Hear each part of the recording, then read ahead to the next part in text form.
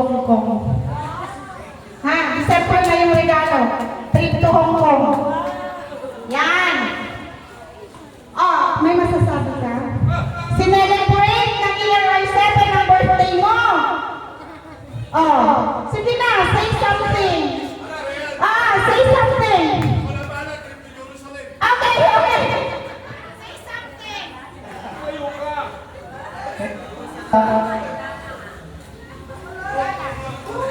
Kaya mo yan, girl. Thank you po sa lahat. Happy birthday to me. Happy birthday, Siya po ang may birthday.